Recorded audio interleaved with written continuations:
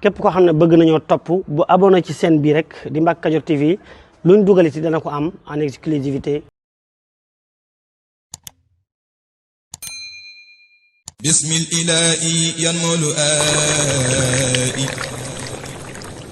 bila manaa'i walantihaay. boo ko ñamee di nga tàqamti ko ñamal seet café gi ñëpp doon xaar yegsi na seen café Touba Al Amin waa kër Serigne Mouhamadou Lamine Bara Mbacke Khadimu Rasoul gérant ba di Serigne Lamine Mbacke café gi sell te wóor te neex lool café gi ñu saytuwaat ko càmbaraat ko ñu defar ko ci anam yu mucc ayib sell et 100% naturel waaye lépp nag ñu defar ko ci dëkk bu sell bi di Touba seen café Touba Al Amin am na sachet bu 2 kilogrammes sachet bu 1 kilogramme sachet bu 500 grammes waaye am na sachet bu 250 grammes tànn sa bu la neex la ñu jaay la ko nag ci njëggu xéewale waaye li dàqati mbokk yi mooy yéen ñi nga xam ne da ngeen di jënd ka jaayaat daw si leen gaaw ngeen fekk ko fii ci Touba Guy Mbind wala ngeen jokkoo ñun ci numéro yi ñu jox leen ko ngeen di jox seen ay clients ndax café Touba Al Amin dafay jaay en gros ak en détail kon waa Sénégal waa bitim réew ak fu waay mën a nekk ci àdduna ak fépp foo mën a nekk ci Afrique ci sous-région bi Gambie Mali Côte d'Ivoire Afrique du Sud ak fépp foo mën a nekk ci Afrique mbaa Europe moo xam France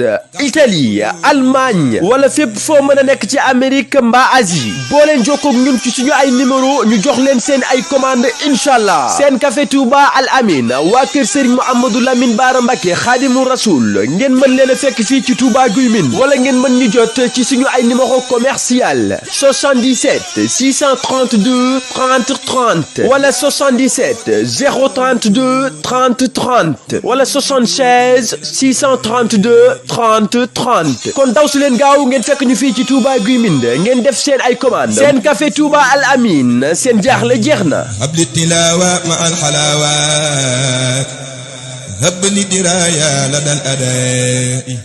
pour nag ñi nga xam ne dañoo bëgg ñu defal leen ay publicité ci chaîne bi moo xam ci njaay bi ñu nekk service bi ñuy joxe ci seen liggéey wala ci seen entreprise woote leen gaaw ci numéro yi 77 610 36 85 wala 78 461 67 55 su ko defee ci ay njëg yu yomb nga am client yu bari kon nag bu leen ko wuute.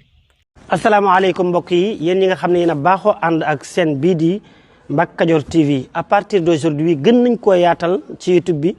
képp koo xam ne bëgg nañoo topp bu abonné ci chaîne bii rek di Mbacke Kadior TV luñ dugaliti dana ko am en exclusivité jërë ngeen jëf.